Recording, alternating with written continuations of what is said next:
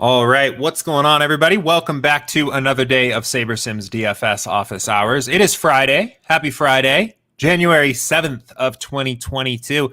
We've got a 9-game NBA slate up on tap here, already looking like there's going to be the usual NBA chaos. I think a little 2-game NHL slate. And of course, football coming up on both days of the weekend here. So starting to stare down that NFL Sunday main slate again this week, the last main slate of the regular season. But we've also got the 2-gamer on Saturday here. So normal last week of the regular season antics on the NFL side. Probably going to be a bit of a unique week with some teams having nothing to play for and other teams having everything to play for. So we'll go ahead and get into it and start answering some questions here.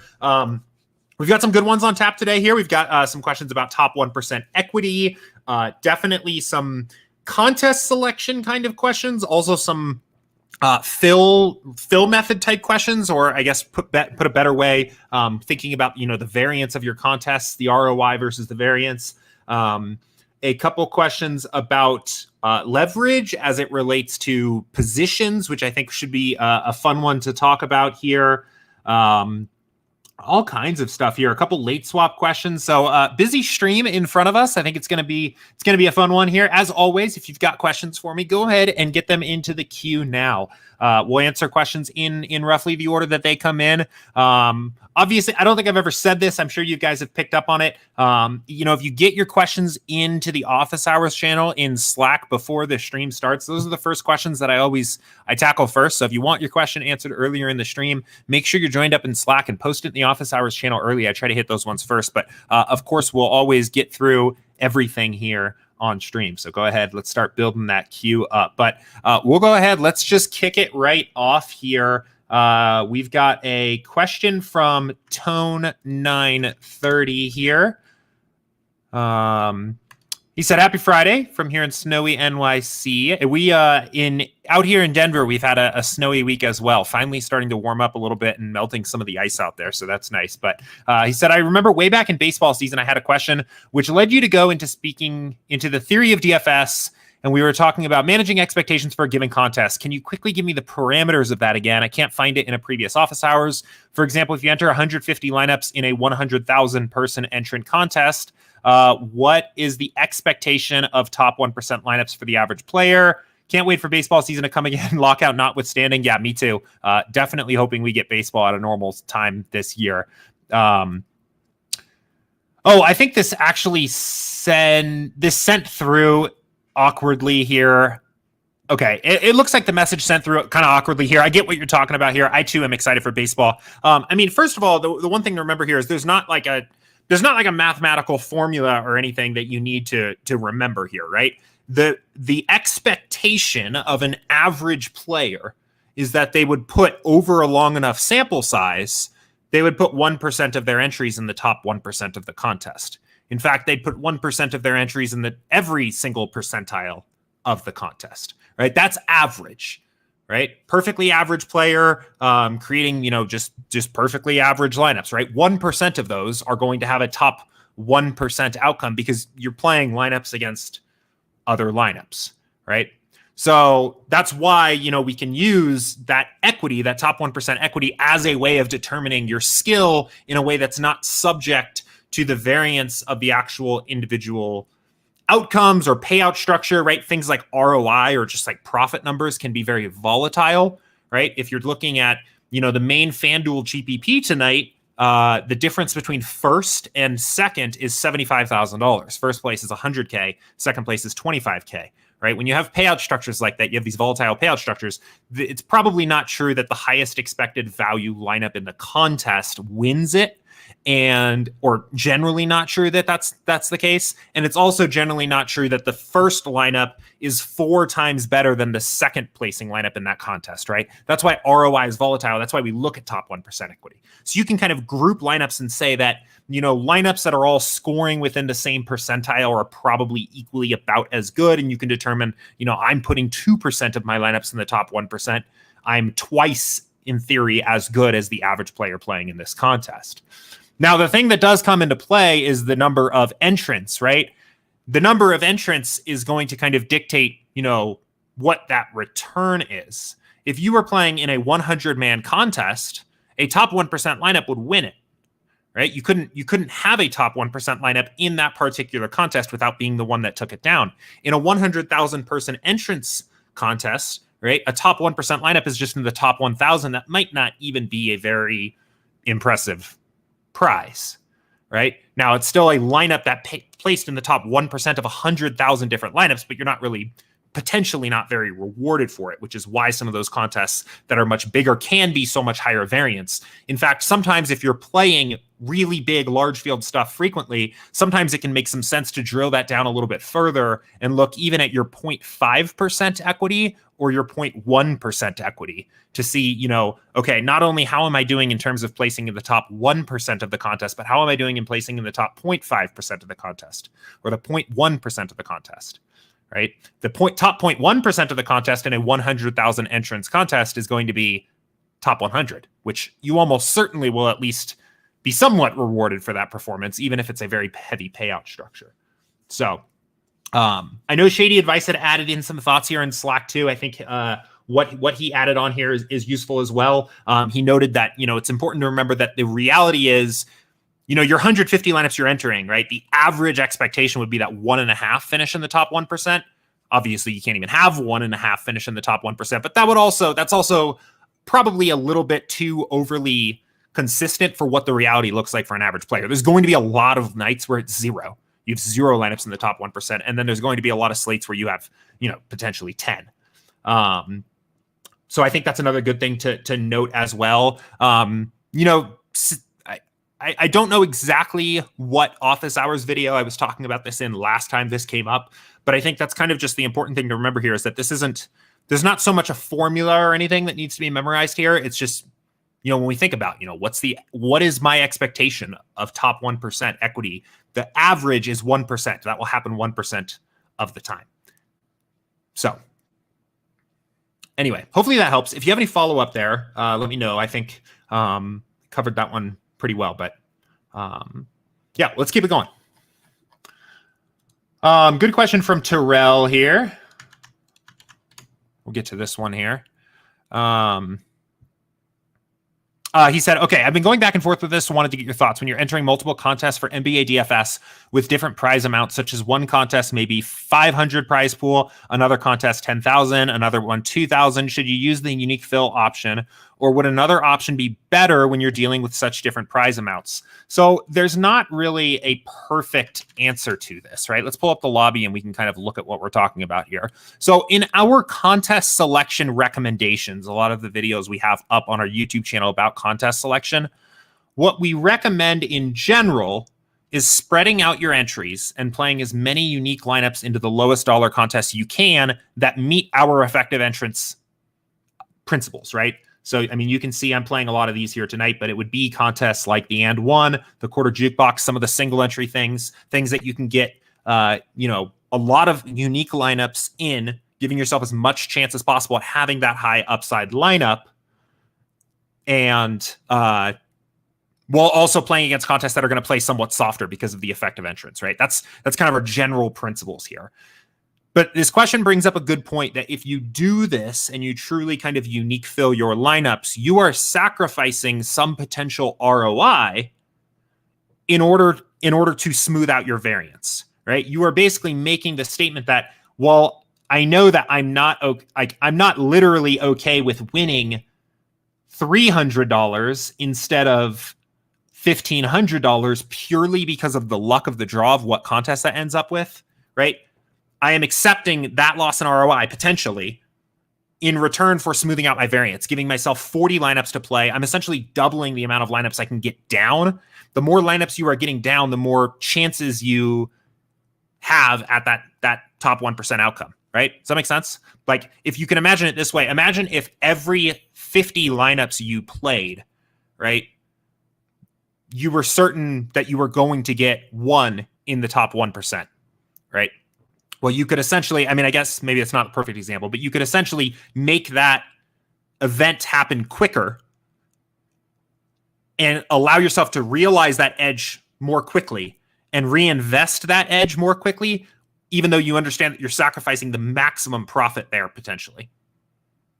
The purpose of this is because we want people to sign up with SaberSim and use our product and enter contests and have some sense of success faster, right? The more lineups you are playing, the more quickly you're going to realize that profitability, that expected value, even if it's not even if your ROI is not maximized in that contest.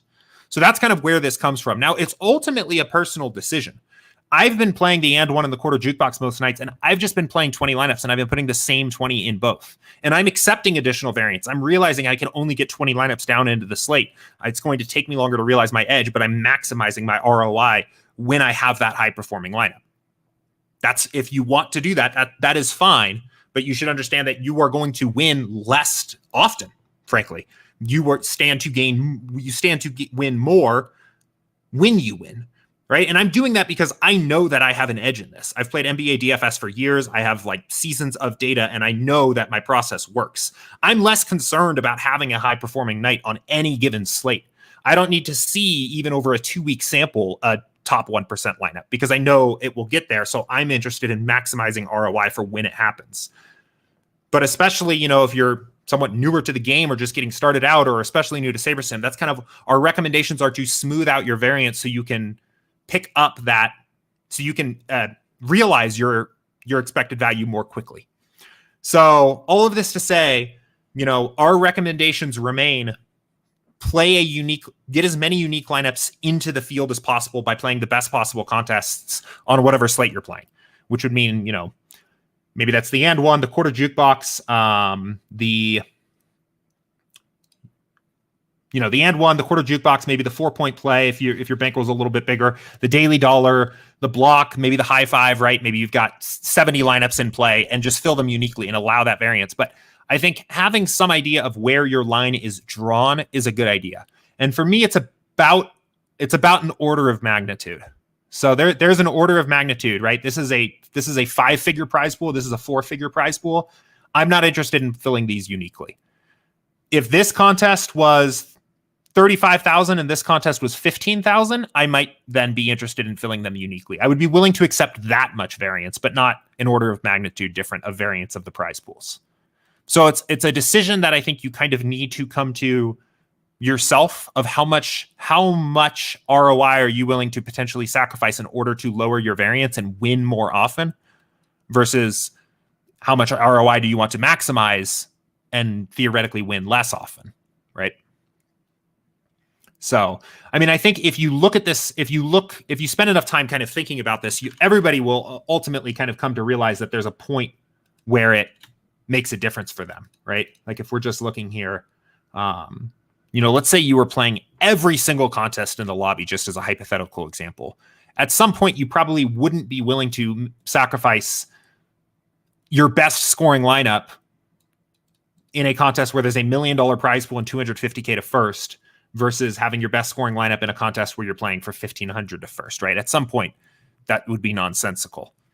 So I think it's an important thing to think about and kind of decide where's your particular ROI versus variance line drawn, and make a determination from there. So, but let me know if that kind of helps. I know that's not like a perfectly do this. This is the answer to that question, because it's really not something that I think you can think about that way. It does depend a little bit on personal preference. And let me know if you have any follow-up questions there. So, Cody said, I also personally started to drop the smallest contest as my bankroll grew. I don't care about winning the dime time anymore, for instance. Yeah, I think that's fine too. My personal take is that if I'm going to be playing contests at $4, $3, $5, whatever, I'm going to be entering everything below it anyway. I just am certainly rank filling at that point. I have no interest in making a unique lineup in dimes if I'm playing the bigger contests. I continue to enter them, but I think it's fine to drop them as well, especially depending on the size of the contest. I, for example, have basically never seen a slate where it doesn't make sense to at least be entered into the quarter jukebox. I enter it on almost virtually every single slate I play, no matter how much volume I'm playing, just because it grades out well as a good contest. And it allows me to get basically a little bit more additional action down on whatever my top 20 lineups are, even though it's a relatively small prize to first. I enter it just because it's there and it's a good contest and I know it plays softly. But I think it's it's also fine to chop some of those contests off too, especially if it allows you to get some more lineups in bigger contests. So, but good question. Okay.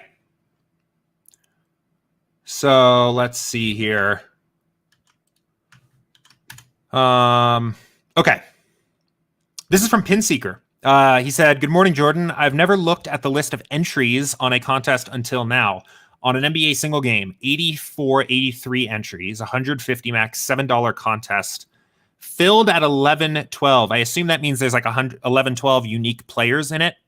I'm assuming here. Said it counted 3 players who maxed their entries. Are these players sharks or just deep pocket players? One player had 50 entries. The rest varied. I remember your advice was to spread 5% of unique lineups into $3 or below contests with high entries, taking into consideration dividing the max entries divided by the total entries. That's mostly correct. It's actually flipped, but I think that's probably what you meant to say. It's total entries divided by entry limit. Just trying to determine if I should enter or not, even though it's way over your max $3 advice. Yeah, so I mean, a couple things to unpack here. Like, first of all, at first glance, this isn't a great contest, at least based on the way that we kind of determine contest selection principles. A contest that is 84-83 entries with a 150 max is going to have a very low number of effective entrants. You can see, even though you've gone and done the analysis and there were only 3 players that maxed the contest out, those 3 players are getting down 450 entries and are essentially taking up 5% of the equity in the contest. They're not necessarily sharks or necessarily enormous bankroll players, but I think it's generally a safe assumption that they're probably better than average, right? If they have the role to kind of support this, right? They're probably, again, this is kind of a big assumption. It's not necessarily true that the whales of DFS are always even necessarily profitable players, but they're probably sharper players. They're taking up a lot of equity in that particular contest. This is also over $7, right? Or over $3, right? Which means that players with $1 million or more in lifetime winnings are going to be able to enter this. So you're playing against, there's a sharper field that has access to this contest, period. I mean, the reality is that, especially for a lot of these NBA showdowns, there aren't always great contests to play, right? There's normally a featured one every single night. So we have the Hawks at Lakers tonight, right? This is the featured one. So yeah, I assume like this is relatively similar to kind of a contest we're talking about. So this contest is going to be a lot bigger and probably play better than some of the other contests that are out here, right? Whereas, like, let's look at the random Bucks versus Nets, right? This contest, this one that starts right at 7:30, this contest is going to be, or the kind of equivalent version, let's see, hang on. The equivalent version of this contest, right? The $10 here at this particular, for this particular slate is even going to be tougher, right? 35, well, maybe not, but theoretically going to be tougher, right? There's just not a lot of great NBA Showdown contests that fit our bankroll, our contest selection and bankroll management principles perfectly. So from there, I think you can do some prioritizing and particularly like go out and, play the best contests that are available to you. You can see I'm entered into these showdowns tonight, the and one in the quarter. And these contests do not grade out well from our contest selection principles. Again, this is because these are contests that I feel like I have an edge in. I've played enough of these. I have enough data to back up that I think that I have an edge playing NBA Showdown. I think probably, given the way that I actually build my NBA Showdown lineups, I think most people using SaberSim to do this also probably have a similar edge. To be completely frank, I don't do that much out of the ordinary for Showdown, but you are going to sacrifice a little bit of expected value and edge playing these smaller contests that don't grade out so well. There's just a lot less dead money in these. So, I guess trying to think about kind of a way to wrap this up. I think SaberSim in particular can excel at Showdown because of the way that we're using simulations and generating optimals based on single game sims. I think it can be somewhat useful to spread out your variance a little bit over the course of just a single night of NBA by playing multiple slates, which is a big reason that I've been doing it. I think one thing that's nice about incorporating the showdowns in is you can kind of silo certain games. So for example, last night we had a 4-game slate. I played the main, the night slate, and both showdowns, right? And I was very off on my approach to the Boston and New York game. I didn't have a lot of exposure to that game, and I didn't do very well in the main slate, right? Because that game ended up having a lot of high-scoring players in it. I did very well, which ruined my main slates, right? And I didn't do very well in the showdown of that game, but I did very well in the night slate, which only had the other 3 games on the slate, and the night game showdown. Because in some ways, you can kind of silo the 1 or 2 or minority of games that you just don't project well or right, and crush on other games that don't have other slates that don't have that game on it. So I think that can be kind of useful. But, all of this to say, this contest that you've described as it is here is not something that I would just recommend somebody just jam into. It does not meet really any of our contest selection principles. It's over $3, so it's going to have a sharp field. It has a low effective entrance, even though you've gone through and kind of seen that there aren't a lot of people maxing it out. The people that are maxing it out and playing more entries into the contest are going to be sharper players overall, right? It's just going to play very tough. I would say if you are interested in particularly smoothing out your variance, it's perfectly fine to incorporate NBA Showdowns. I would encourage it. I think SaberSim can excel with it. But I would hope to also hear that you are already playing some of the best GPPs that were available on the main slate, because those are going to be the softest contests in the lobby, right? Like, I think it would be good to at least be playing, the contests, the great GPPs that are available on the main slate that are under $3 that have 1,000 plus effective entrants, because they're going to play far, far softer than anything like this. So, I know I saw Pin Seeker. You said that you were watching this one live here today. So give me a wave if you're here. And if you have any kind of follow-up questions there, I know you have other questions in the queue, but if you have any other follow-up questions about that, let me know. Give me a shout. For now, I'm going to move on. I'm actually just going to hit your next question you had here. This one's a little bit more just on the product side. And let me bounce back over to SaberSim. It looks like we narrowly missed maybe an internet blip there, so lucky for that. But this is Pinseeker's next question. He said, I use SaberSim separately for a 150 max, 20 max, and 2 single lineups. When I went to edit, I clicked entries, but it only showed 152 entries. The 20 max was entered sometime after the 152. Did I miss a step? What it probably sounds like happened here is if you entered the 150 max and the 2 single entries and then uploaded an entries file, right, and then went back to DraftKings and signed up for more contests, we don't know that you entered those other contests until you give us a new entries file. So, for example, I can go in here, download my entries file, and it's going to pull in what I'm entered for on the main slate, right? So, handful of contests, 61 entries, right? If I decided after this that I also wanted to play the 4-point play, and I entered this, right, and I go back to SaberSim, it's not just going to immediately pop up here because we don't know that I entered it. So in that case, what you need to do is click Upload New Entries, download a new template file from DraftKings, click Select File, upload that file, and then click Apply again, and that will pull in the new, most recent updated entries file. So that's true of every site, every sport. We only know what's in the original entries file. We're not directly integrated with DraftKings or anything like that. So you got to upload a new entries file anytime your entries change. So, okay, fun question here from Tone 930 again, about leverage and research builds and things like that. Said, is there any value in using positional filtering for determining optimal probability? I read something on another content site that, for example, let's say a player has a running back, has a 45% chance of being the optimal running back. Okay, wait, this is getting mixed up again. I'm just going to read it off of Slack. Okay. Let's say a running back has a 45% chance of being optimal and is owned at 20%. Rather than just looking at his leverage as plus 20 or 2.2, 45 divided by 20. I get that. The content I read suggested adding up the sum of optimal probabilities for each player that can be used at running back and dividing that 45% of said player by the total.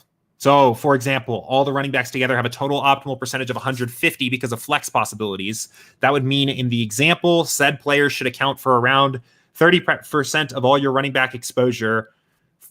Therefore, his true leverage score is 1.5%. Do you think this can have any value when using SaberSim? So kind of a lot to unpack here. And I think, so Tone, I know what you're referring to.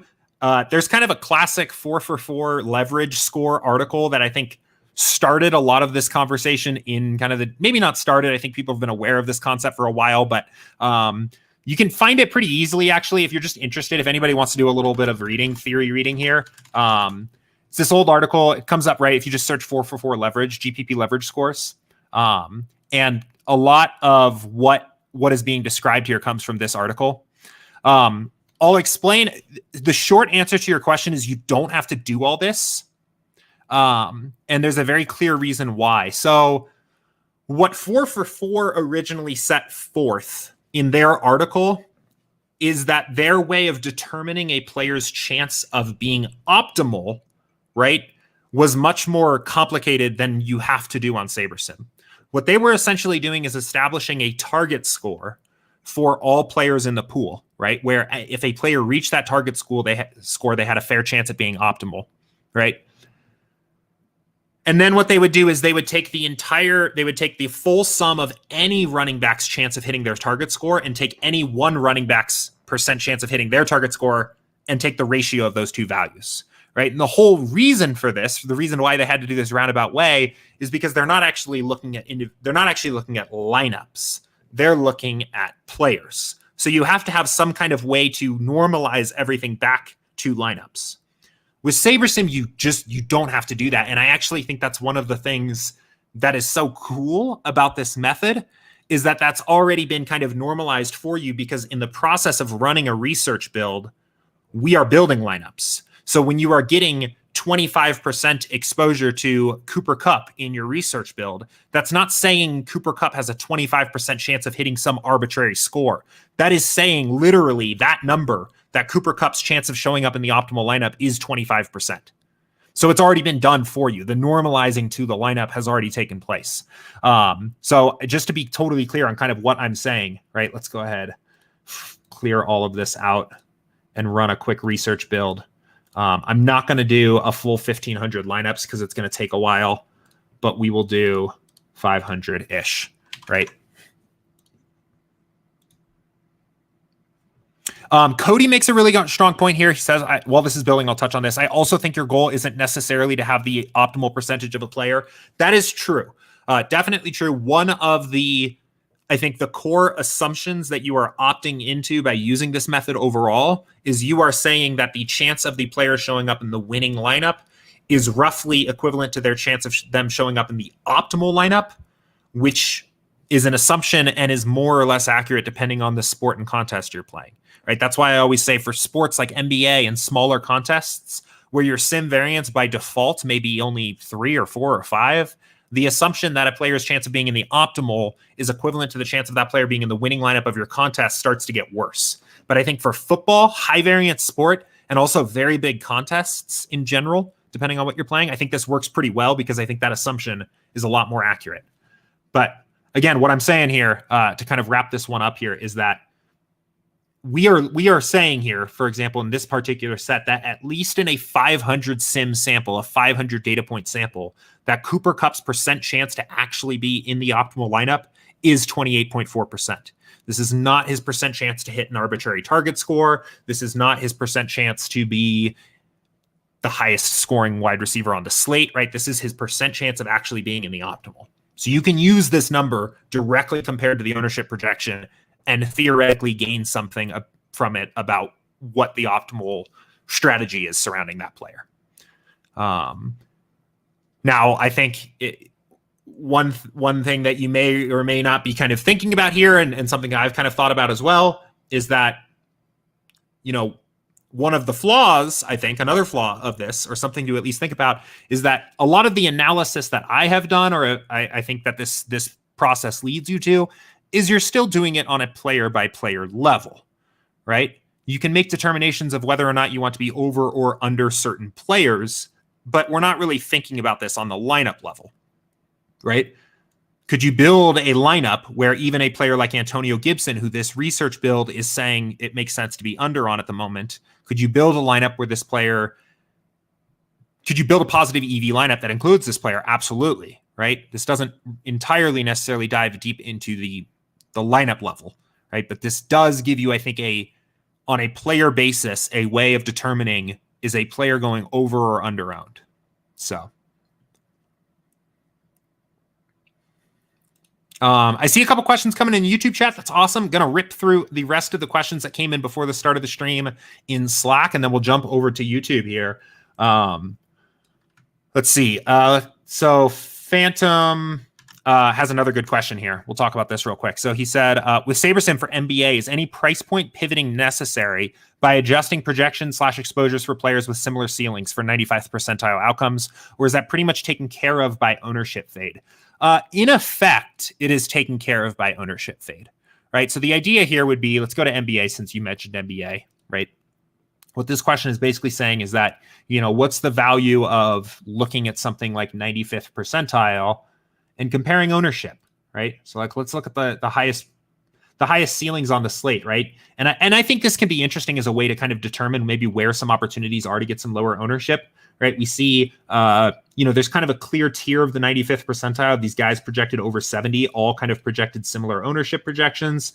But we do get to something interesting, I think, here. Again, and this is salary agnostic, right? We're doing this purely based on ceiling.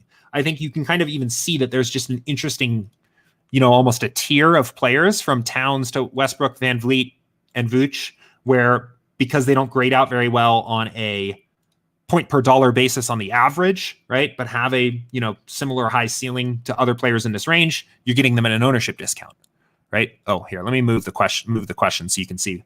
Some of this is at the bottom of my screen, right? You get these kind of four guys at an ownership discount, right? In effect, this is a lot of what ownership fade is doing. And it's actually, because if you're using the default sliders, right, it's actually doing this at a rate that is appropriate for the contest you're playing, right? So like it's more so in your 150 maxes than it is in your single entry. This is essentially what is happening here. Instead, we're just doing it with groupings of sims, right? So rather than just looking at just the 95th percentile outcome, we're looking at a grouping of sims and saying, well, in this particular group of sims, Russell Westbrook actually scored the exact same amount of points as LeBron did, right? Well, you get Westbrook at 5% owned, you get LeBron at 26% owned, and Westbrook probably gets used in that lineup, right? Now, what if Westbrook scored 5 less points than LeBron did in that particular set of sims? Well, then that's going to depend on how high your ownership fade slider is. If your ownership fade slider is lower, the builder's probably just going to say, forget it, just use LeBron, he scored more. If the ownership fade slider is higher, it's going to say, use Westbrook, he scored a little less, but he's lower owned, right? And that's kind of where that gradient is. With that said, I do still think it is a viable strategy to kind of, do a little bit of research here and look at these percentile bands, right? Especially like unadjusted for salary. And just look and see. I think it can be a good way of kind of finding maybe some lower owned plays that do have that high ceiling outcome in there. I also think, you can set that percentile to 95th in the post build process and squeeze a little bit more juice out of this and basically say, forget the lower band of the range of outcomes completely, adjust the player's mean to their ceiling outcome that you're kind of hoping for anyway, and then give me the best overall lineups. And you'll probably see that those lineups diversify a little bit more, probably get a little bit more on some lower owned players as well. But this is in effect what the ownership fade combined with the sim variance slider is attempting to do. Just instead of only looking at a singular outcome, it's looking at a subset of the full range of outcomes for a player, right? Because just in the same way, we always say, averages are overrated, average projections are overrated, right? 95th percentile projections can also be kind of overrated in the same way. While those are the outcomes that we're hoping for in our lineups, they still imply this idea that is the only outcome that can happen. At least you're paid for it when it does happen when you're looking at 95th percentile outcomes, but it's still not truly representative of what the full range looks like for a player. For NBA, when players are so normally distributed, right, there's not a big difference. In a sport where ranges of outcomes are not normally distributed, you could not theoretically very easily infer the 95th percentile from the average. I think those percentiles can get a little bit more interesting to look at. So, but good question. Let me know if that helps. If you have any other kind of follow-ups there, let me know. In summary, right? I think it can be useful to find some low-end plays. Doing a little bit of research here. Ownership fade is automating a lot of this for you in a more sophisticated way. But I think it can be a sharp way to maybe find a couple plays that people aren't looking at. So sweet. Oh, I didn't even realize Matt in YouTube chat is the same as Phantom in Slack. So I saw your comments coming in. I thought it was two different people. So awesome. Okay, cool. Let's see. Keep it going. Another one from Pin Seeker. He said, with FanDuel, is it better to wait until, say, half an hour before lock to update my NBA lineups, even if there were noticeable updates throughout the day? I'm deep post PDX on FanDuel. Well, can't wait to see you at the top of the tournament. Deep post PDX. He said, I also had a 155th place finish out of 85 800 entries last night with one 555 entry. Wow. That is a impressive score, especially with just a single bullet in there. So congrats on that. This doesn't really so much matter what site you're playing on. I mean, okay, I'll say that the first thing that comes to mind here is you need to update your lineups probably even 15 minutes before lock with NBA to make sure you're capturing the most up-to-date minute news, right? Like, it is not enough to set your lineups earlier in the day and just let it ride. You need to be updating your lineups. But for the question of like, do I need to update my lineups throughout the day as news breaks? Not really, unless you're interested in seeing how the slate has changed, right? Like, news breaks constantly throughout the day. And what I typically end up doing is I will put some dummy lineups in early, typically around the time I do my stream, and then just one time before lock, update everything and put everything in.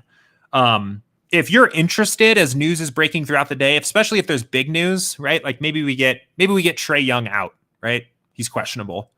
That's going to shake up the slate quite a bit. If you want to see how that has changed things after those sims run and you want to rebuild some lineups and just put those in, I guess, even just so you have them in there, that's totally fine. By no means do you have to do that.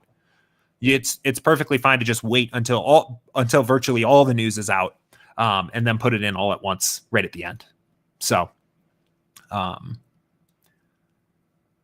I think I used to do a lot more of that.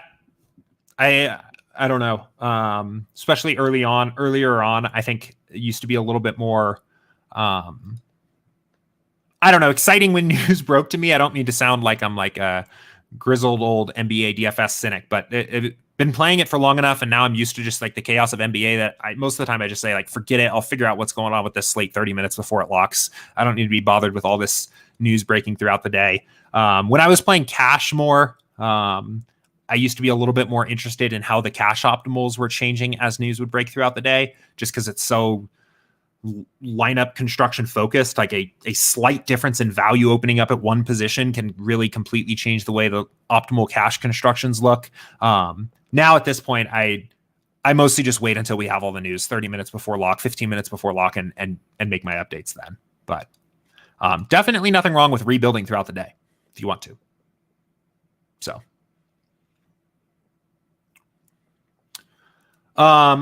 K Polo asked a question here. He said, has Giant Squid been on any shows to drop some gems? If not, is that something that can be done? He has not. Giant Squid's very shy. We have had a lot of other SaberSim experts come on and talk.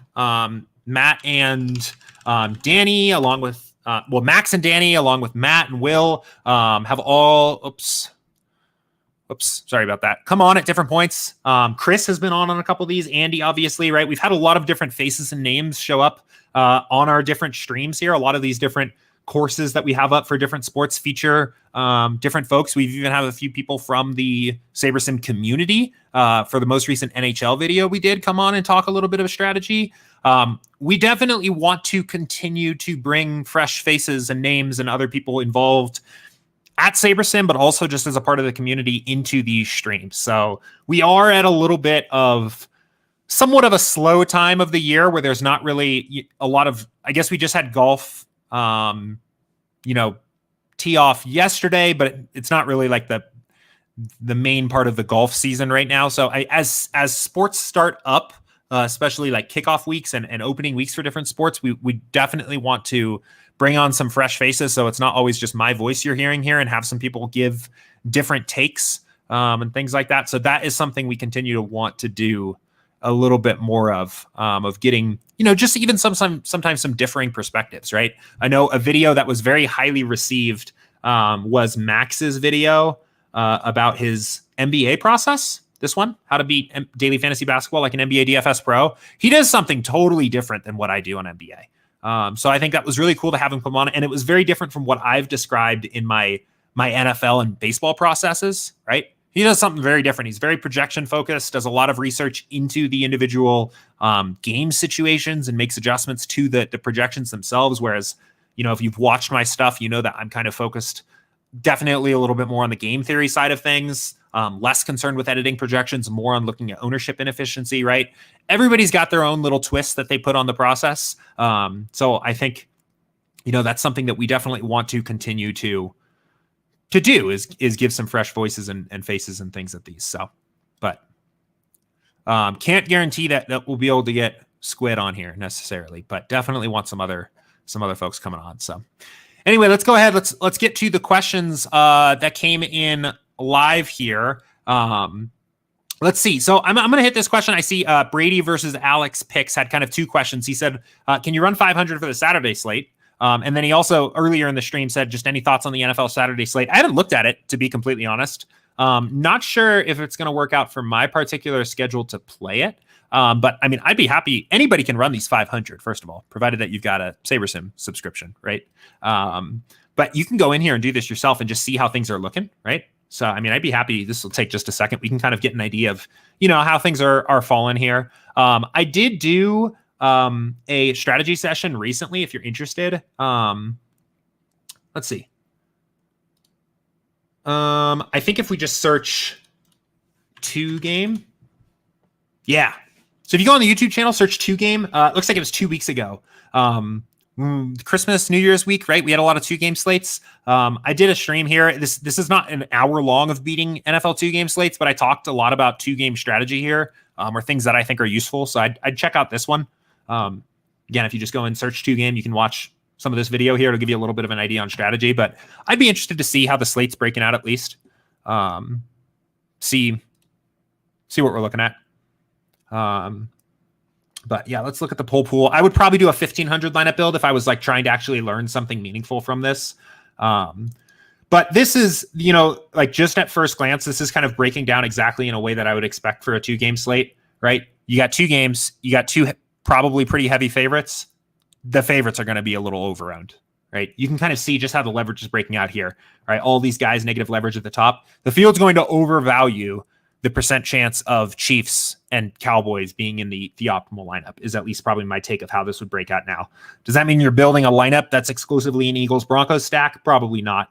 But I would say, I don't know, full disclosure, I don't know if it's going to work for me to play this slate. I probably will not be playing the Saturday slate. But I would say my approach, at least just right now, would almost be certainly being more invested into the Broncos and Eagles rosters, offenses, whatever, than the Chiefs Cowboys. And just play that you get kind of a different game script than what the field is thinking is going to happen. Right. But I did talk quite a bit more on broad strategy of how I tackle these 2-game slates in this office hours. So check that out if you're interested in watching that a little bit more. So.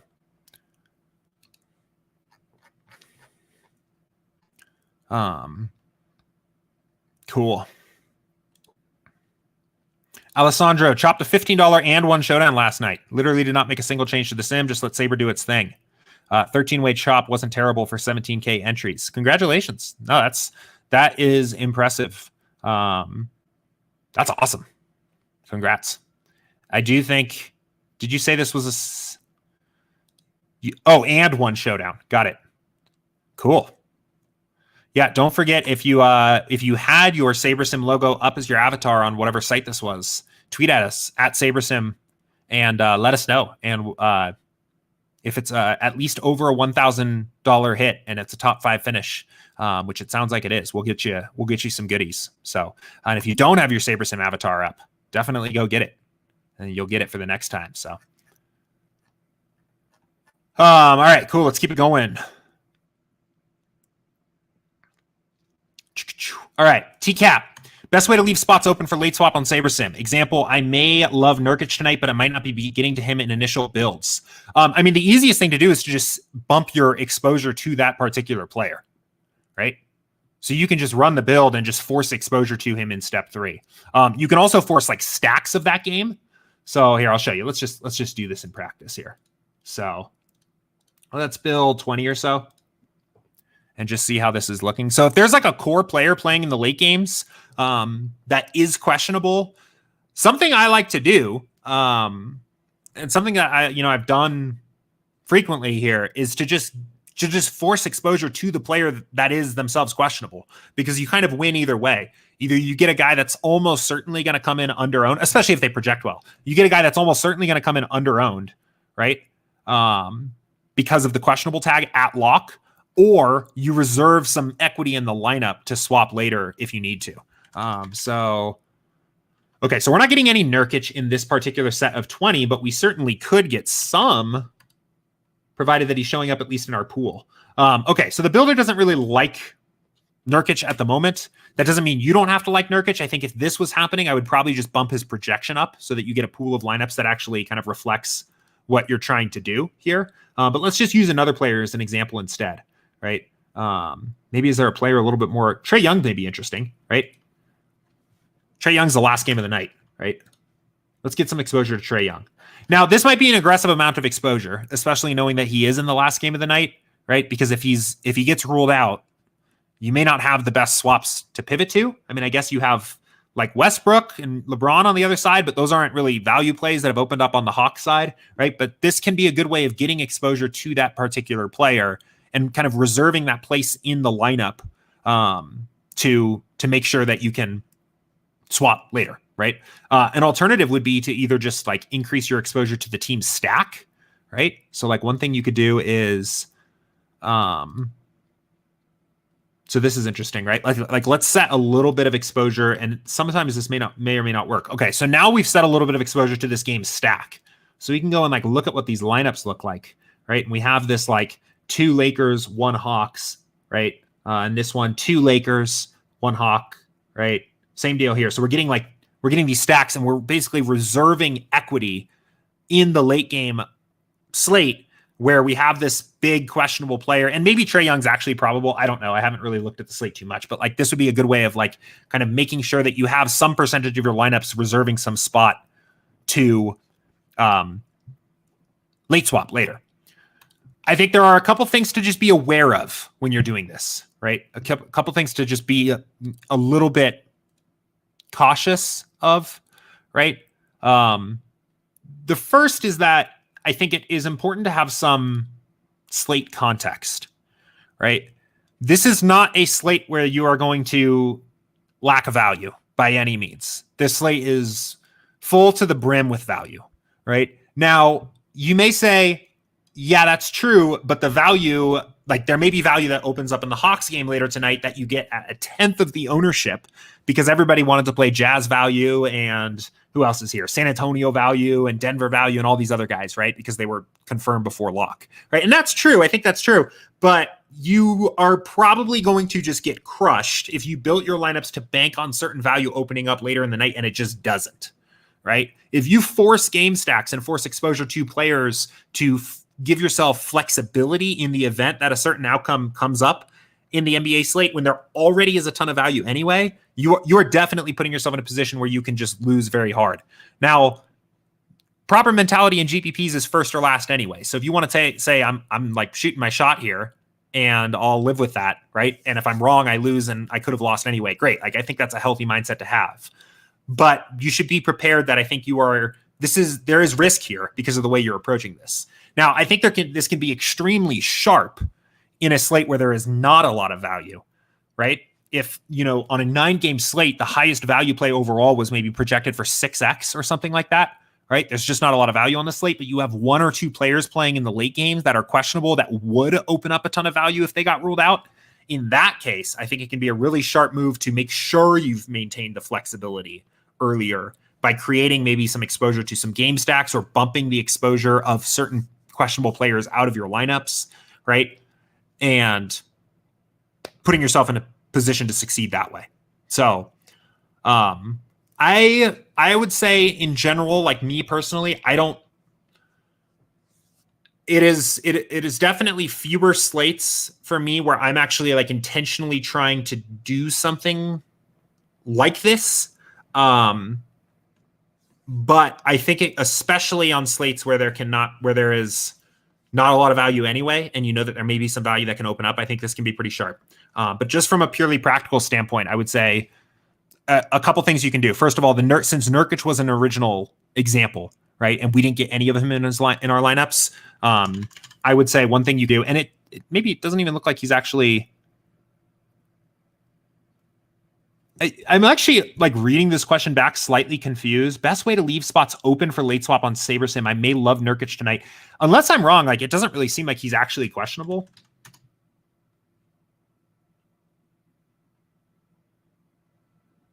It seems like Nurkic is just supposed to play to me.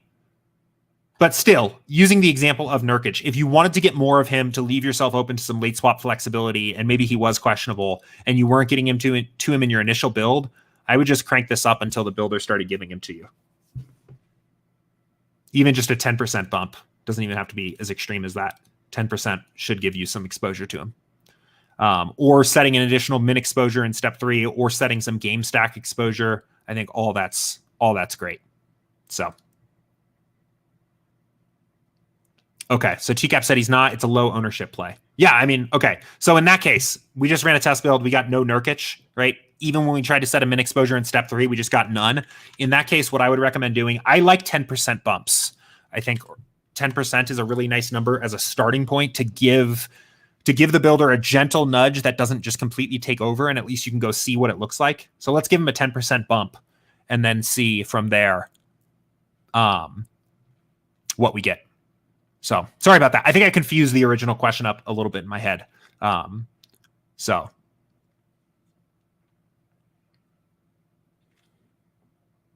okay.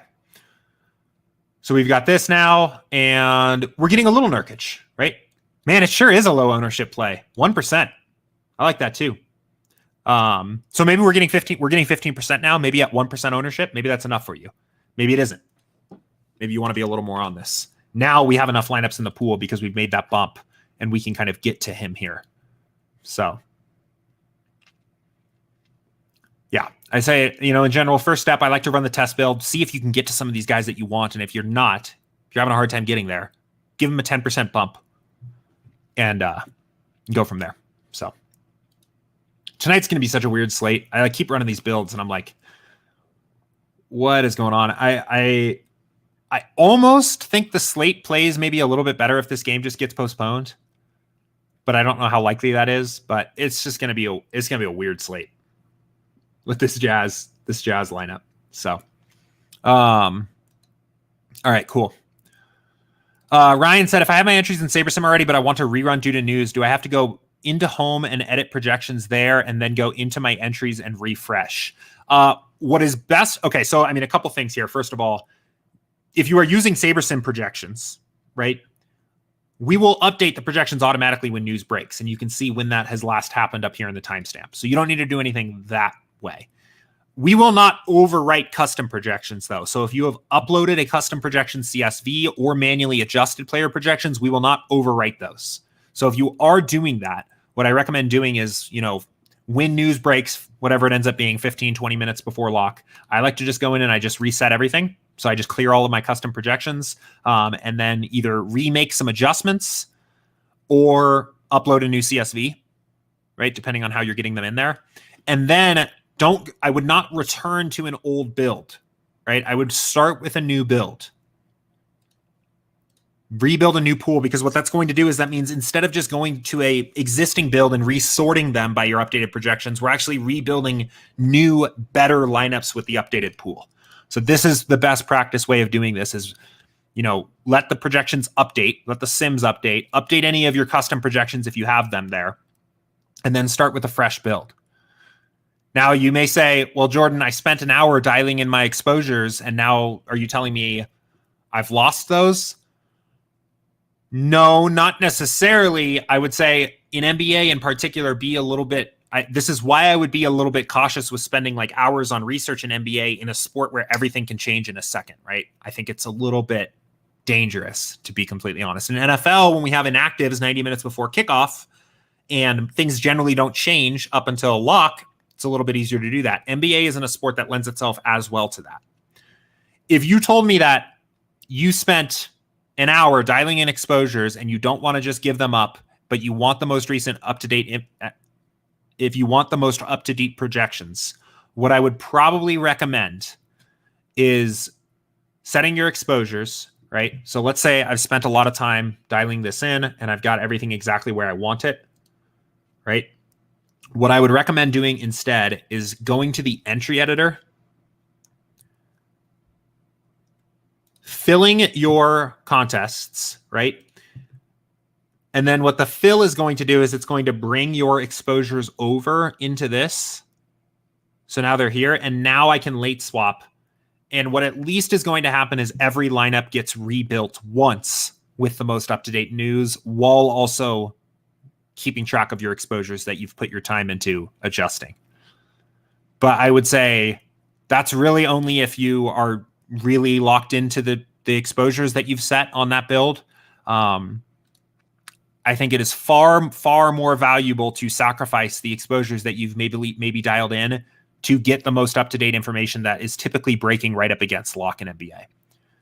I said it about a week ago or so on this stream. I don't think if you can't do your NBA DFS process in about 15 minutes or less, it's probably not the best process because of how often news is going to break and throw everything that you worked on out of the window at the last second, right? So, but that's how I would do it. Is first of all, I would say, sims run, things are updated, you're ready to build, reset your projections, then make some adjustments if you want to, right? And rebuild from scratch from there. So let me know if that helps. I think this question may have been a little bit more simple than the way I answered it. So if I've left you more confused, let me know. But I do see there are situations where I see people, they spent a ton of time dialing things in and getting everything where they want for NBA and end up sacrificing the edge that you get purely by just getting on the best plays at lock because news breaks to use a build that's now an hour out of date. So Shit My Benjamin says, I started to play with the Sims, but how do you change player exposure and recalculate NBA lineups after lock? I tried to up exposures or increase projections, but nothing was happening. Okay, so there's a couple things here. Let me think about where to start here. Okay. So, I'll start from the basics. The first thing is when you are building when you're late swapping, right? When you're making adjustments after lock, you do that in a different place, right? So you don't click the start new build button here, right? You do this through the entry editor. So when you want to rebuild your lineups and you're swapping later, right? You would go in here, click late swap, right? You get this this yellow alert message. So it's clear that this is a late swap build and you build through here instead, right? And that's going to make sure that you're late swapping, right? You're the players that are already in the lineups and locked in are locked in, and you don't use players whose games have already started and et cetera, right? From there, you can still make adjustments to player projections, right? If you want to, along with min and max exposures, that will be honored when you do the late swap process, right? So for example, this will update as our Sims update, but maybe you have personal adjustments that you wanted to make, right? 53, maybe you want some Durant or maybe you want to cap some Durant for whatever reason, right?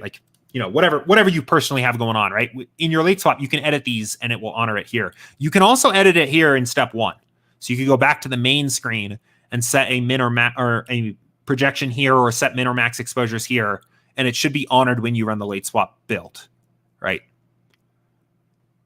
So that should all work, and then you run the late swap, and it'll rebuild your lineups.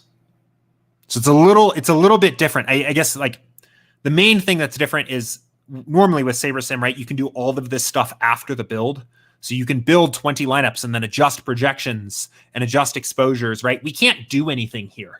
So like there is no min or max exposure, and we can decrease this projection, right? Like we can do whatever we want here, but nothing's actually going to happen because we only rebuilt 20 lineups. So when you're doing your normal build before lock, you can do all this stuff after. When you're late swapping, you have to do more of it before because each lineup only gets rebuilt once. We are planning on making an update to the late swapper in the future, probably in the near future, where we will actually end up late swapping and building a pool instead so that you can do all the fun things you can do with a normal build when you do a late swap.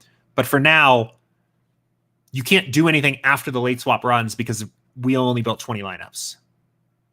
So yeah, and Ship My Benjamin says I wasn't selecting the late and rebuild the lineups. Good info. Yeah, I think that's something that trips people up too, especially when you're not as familiar, is trying to late swap through the actual build.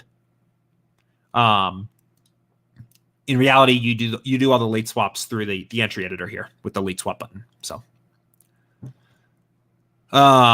Brady versus Alice picks. How does SaberSim get its projections? Oh, fun one.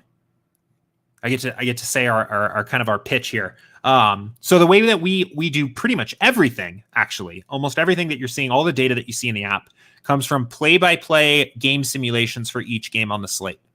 So we simulate every single game, literally play-by-play, very similar to how it would see if you were watching like an ESPN game cast, right? Keeping track of the score and the clock and team tendencies and coach tendencies and writing the game scripts themselves for each game on the slate, right? Thousands of times. And that basically means that, yes, we can project a player for their average outcome, but we actually do far more than that. We actually have the full range of outcomes of a player on the slate. So like, yeah, Jokic is projected for 58.23. That's his average outcome. His most common outcome is around there, probably about 55 points, but it actually only happens 16% of the time. 84% of the time is all of these other outcomes, right? And we have the full range of outcomes kind of graphed here, I guess. We also can precisely measure correlation of certain players, right? Jokic a lot of times has a little bit more positive correlation to other players on his team because of how much of a distributor he is, how much he gets his teammates involved, things like that, how not necessarily scoring dependent he is, right? You can kind of see some of these correlations here, right? In more correlative sports like NFL, right? We can switch over to NFL. You get much heavier correlations between players. And these are not historical rules of thumb. You may see other sites out there that offer correlation data, and they're basically saying, well, the QB is correlated by 0.35 to his wide receiver. That's not what we're doing. We are actually calculating the actual correlation of Mahomes to Tyreek Hill in the game against Denver for this Sunday based on our sims, right? And all of our data comes from the sims. So pass attempts, Mahomes on average in all of the simulations we have for the game attempts 38.05 attempts passing the ball, right? So that's where all of this comes from. So Kyle asks a very good question, process thing about the late swap. Do you upload new entries before every late swap? You do not have to. You do not need to do that. So first of all, when you run a late swap build, right? I guess this is also an important thing while I'm talking about this. So you run the late swap build, right? Other thing that trips people up often that I've seen is here. Let's start another one. Okay. So let's run a late swap build. So we're doing our first late swap of the night, right? And we've got this here.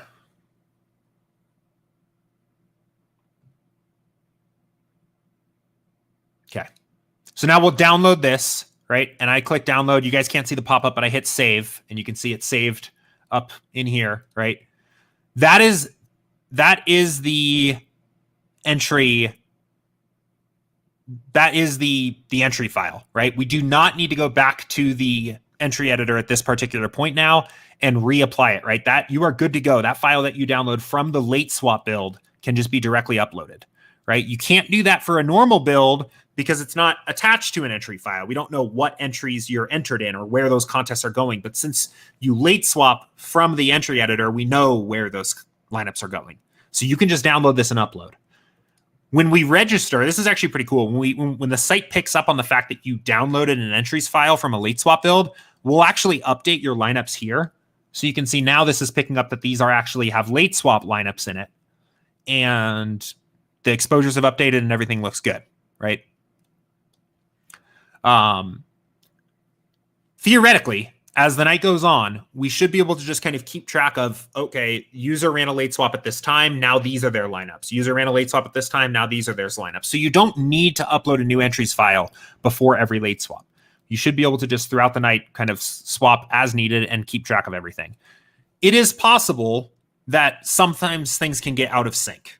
Maybe at one point you ran a late swap build, you downloaded the file, but you ultimately didn't end up using that set of lineups, right? And then later in the night, because of that, when you come back to late swap later, the builder thinks you have different lineups than you do have in the site and things are all out of whack. If that happens and you try to late swap later, you'll probably get an error saying these are invalid swaps. So I would say if you are getting errors when trying to late swap, that is the time to go into here, download a new template file and start over. But you do not need to do that every single time you're swapping. So, but good question. Ship My Benjamin's here. Is it preferred to select the SaberSim score or the projection score? I've been used to getting lineups that project the higher projections. Yeah. So SaberScore, I actually think there was a question. Yeah, I missed your question earlier. Sorry. So what SaberScore is it is our attempt to basically quantify the upside of a lineup by looking at how well is that lineup correlated, how much ownership does that lineup have, and how much raw scoring upside does that lineup have in the sims that were used to build it, basically. The reason we use this is that just like average projections don't do a very good job of building GPP winning lineups, judging a lineup by how high it scores on average isn't a very good way of determining what the best lineups are to play. So we give you the option to sort by projected score. You can do that if you want. For a sport like NBA, you'll probably find that it doesn't actually make a huge difference. For a sport like baseball or football, it will probably make a big difference. And I would recommend in general sticking with SaberScore. It's going to give you lineups that are better optimized for upside, that don't just look at what happens at the average, that instead look at how high that lineup's upside potential is. And I think it's a better overall approach. But we do have projected score there as an alternative. But the whole idea here is, building lineups purely based on average projections is not a good approach to win GPPs. So you wouldn't also want to use average projections to judge your lineups to determine what the best ones are to build GPP, or to determine what the best ones are to enter GPPs, right? And you'll see less so again in a sport like NBA, because it is a little bit of a lower variance sport. But if you build NFL lineups, for example, right, you'll actually see lineups that all have similar SaberScore that have quite a bit different average projections, right? So for example, we can run this here and build. This is for the NFL Sunday slate. Higher variance sport. Sim variance is a little bit higher by default. But what we'll see is that you'll get lineups that are really only like a point off in SaberScore that have big differences in projections. And what that's saying is that despite the fact that one lineup on average is going to score more, the other lineup may have higher correlation or lower ownership, or maybe has a very high scoring output at its ceiling potential, right? Rather than its average potential. And that those two lineups are about equal in terms of their expected value, right? So let's just pull this up here. So you can kind of see, let's just go down the list here. 142, 143, 144, 142, 147, 143, 45. Let's see, do we have any that are a little bit lower scoring? Not really so much actually here. But there is a little bit of variance here, right? These aren't just the top overall highest scoring lineups in the pool, right? We're getting some variance. So that's why we do that. Brady said to use Madden or NBA 2K. I am very, very confident that the simulations are far more sophisticated than using Madden or 2K. It's not a bad analogy for thinking about basically what we are doing, right? In terms of the way that the simulation works. But it is, if you've ever watched a CPU versus CPU game of either Madden or NBA 2K, you can very quickly see how limited those are as actual simulation engines, right? So it is a much more sophisticated simulation there. So it's basically, if you're actually, I'll say this. If you're interested in learning like a deep dive of how the actual simulator works, we have videos out on that. They're actually really cool. They're some of our more popular videos. So we have one for football, basketball, and baseball. And they are always called something like this. So here's how SaberSim's NFL DFS simulator works, how the best NBA DFS projections are made, and how SaberSim's MLB model works, right? This is Matt and Will came on and did these videos with me. These are the guys that are actually making the model, right? They actually built the sims, and they're far more articulate in explaining the way that it works than I am. So I would check those out. But Nacho Man's here. What's up, man? What's going on?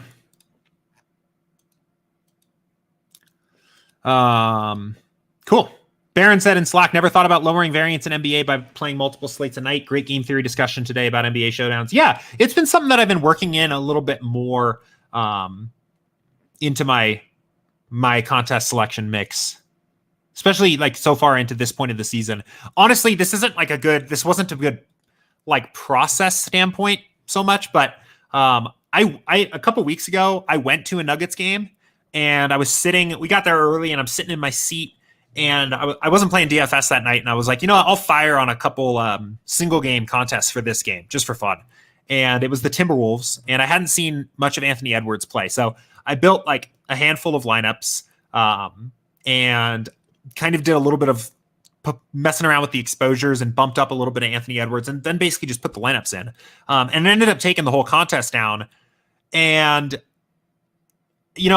again, this is a one slate sample. Like this isn't good process, but I was like, it got me thinking and I was like, for the same reasons that the simulator excels so much for NFL showdowns, which I play all the time, right? Like it should theoretically be just as good at NBA showdowns because the lineups that you're getting are optimals for single game sims. And I was like, I should experiment with this a little bit more. So that's how it kind of ended up working up into my process.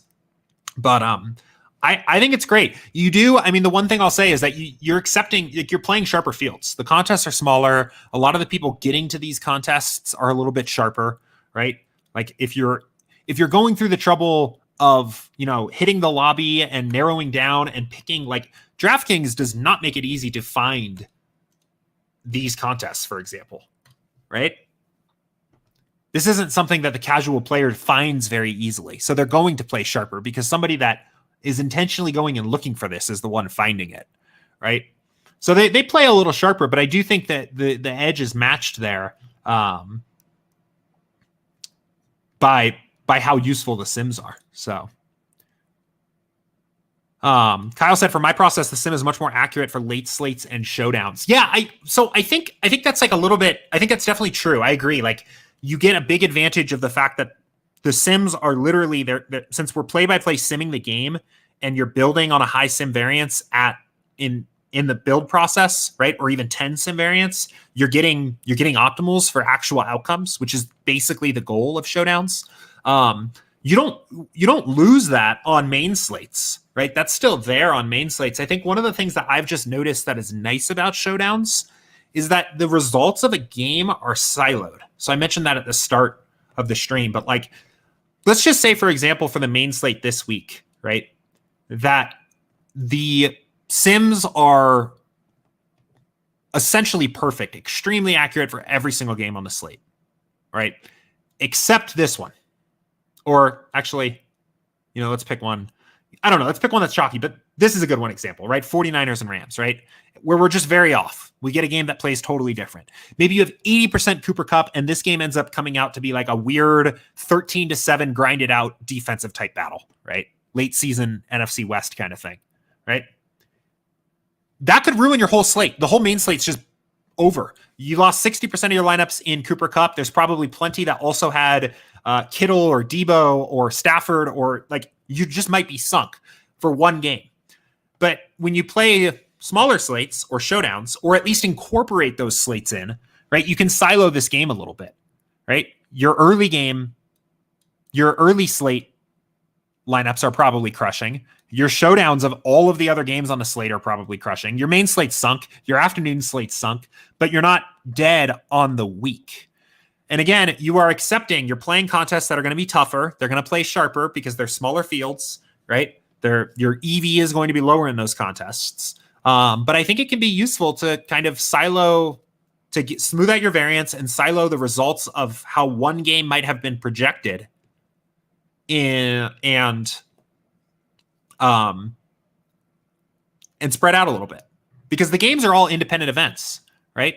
So in many ways, like when you're building lineups for a 13-game slate, you are essentially saying like, and this result from this game, and this result from an independent event, and this result from independent event, and this result from independent event.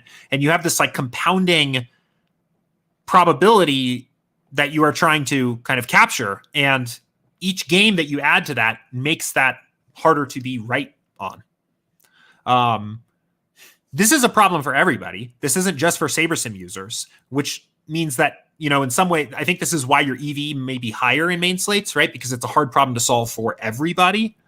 But I do think it's a reason that why I've heard this before. I think I've frequently heard this, that like SaberSim, people see results that are better with showdowns and late slates.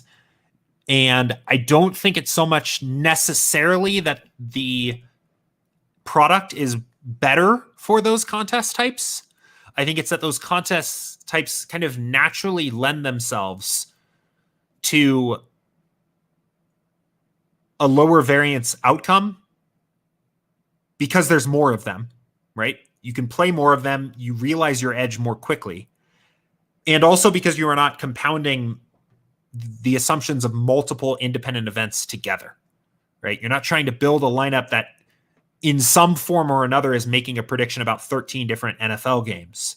You're building a lineup that makes a prediction about one. So it's interesting for sure. But yeah, I don't know. Kind of thinking all out a little bit here. But I definitely think that I think it's a good idea, and I'm interested. We've done our contest selection videos for this season, right? We have our NFL contest selection video. We have our NBA one. That is something we will continue to do in future seasons, is continue to make that content. And I think we will probably encourage a little bit more of that in future seasons, of incorporating, some exposure to more slates to just get more shots on goal, right? 18 weeks of NFL main slates is just not that much, even if you're packing all of your entries into the best, very high expected value lineup contests, right? I think there's a value in spreading out a little bit. So anyway, I'll quit rambling there. Let's see. Another question here. I see that the Sims, a player pool for you. Do you recommend adding additional players? Because when I was increasing exposure on players, it said it needed to increase the player pool. So this is a little bit semantics, but I think it's kind of important to get. So we don't build a player pool for you, really. We build a lineup pool for you, right? And if you are making adjustments to your player pool and you are not able to get exposure to a certain player, it's because there are not lineups that fit into your set of lineups. It's kind of semantics. I would say in general, if you're running into an error on step 3 that says you need to build more lineups, right? What that's really saying is, of the pool of 500 lineups we built, or 1,500 lineups we built, that we can't match everything you're trying to do. So here's what I would recommend. I would go back to step 1. I would bump players' projections up or down based on if you were trying to get more or less of them. So if you were getting too much Jokic, I like to use 10%, right? I think 10% is a really safe number to use. So let's say I was getting too much Jokic, right? 10%, let's knock him down 6 points, right? I was getting not enough. Let's find somebody that's not projected for much. I was not getting enough Towns. I wanted more Towns. Let's give him a 10% bump him to 47, right? I was not getting enough DeRozan. Let's give him 4%, right? And what this is going to do is it's going to, when we rebuild the lineups, you're going to get a pool of lineups that better matches what you're trying to do in the first place. So it's easier for us to find 20 when you're fine tuning on step 3. A couple other things you can do here to help out a little bit more is by default pool size is at 500. That's because we think that's an appropriate amount of lineups that doesn't take too long to build, that works for most players. But if you do a lot of editing in step 3, this can go as high as 1,500. So build 1,500 lineups instead of 500. Give yourself a little bit more room to work with. If those two things combined still aren't working, I think another thing you can experiment with is bumping up your sim variance slider a little bit. That's just going to increase the variance of your lineups overall. It's going to give you a lot more exposure to players, and give you a little bit of an easier pool to work with. So the one other thing I'll note is if you know for a fact that you're just going to remove any players from your pool in step 3, right? Or lock a player in, just do it in step 1 also. That will help a lot. So like if you know there's certain players, like if you're not saying I want less Jokic, if you're saying I want no Jokic for whatever reason, right? Just uncheck him and it'll just remove him. Or if you're saying I want lock button on Harden, lock him in here, and then we'll build a pool that matches a little bit more. So what you're doing in step 3 really should always be thought of as kind of fine tuning. If you're making significant changes to the point that in step 3 it says we can't hit your exposure requirements, you're not really fine tuning anymore. And at that point, you should go back to step 1 and make bigger adjustments on step 1 to projections or your player pool or things like that. So let me know if that helps. But good question. All right, that is all the questions I have in the queue here for today. That was a fun show. We talked about all kinds of stuff. Contest selection, leverage, late swap, game theory, all kinds of stuff. Last one here. Always adjust at step 1, and step 3 is where you fine tune. In general, yes. When I recommend to newer players, to newer users, to do a little bit more in step 3 when you're first getting started out, because in step 1 you're directly working with the model, right? Like you're changing the inputs to the model. You're taking the sims and saying, no, I actually think this.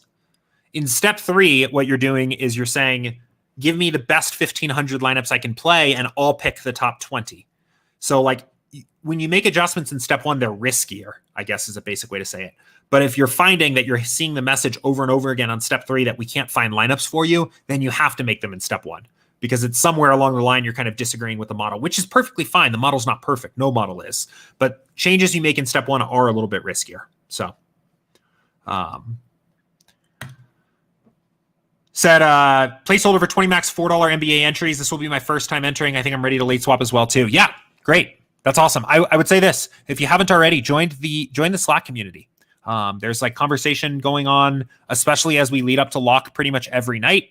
And in the event, if you run into trouble, late swapping, getting your lineups in, anything like that, we have a support channel, can help you out. But definitely join up into Slack. There's a link to join the Slack community in the description of every past office hours video. So there will be one in the description of this video as soon as I get to it. But yesterday's video or any of the videos before that always have the link to join Slack in the description. So I'd check that out. But anyway, I'm going to run. Guys, good luck on the NBA slate here tonight. It is sure to be probably chaotic again. Good luck in NHL if you're dabbling with this little 2-gamer. If you end up playing a little bit of NBA Showdown on the heels of our conversation that we had today here, hopefully maybe not entering my contests, because I'm going to take those ones down, but you guys can have the other ones. Otherwise, good luck on football this weekend. Anything else you guys are playing, have a good weekend. We will be right back here again on Monday, 2 p.m. Eastern, same time, same place. Until then, good luck. Have a good weekend. See ya.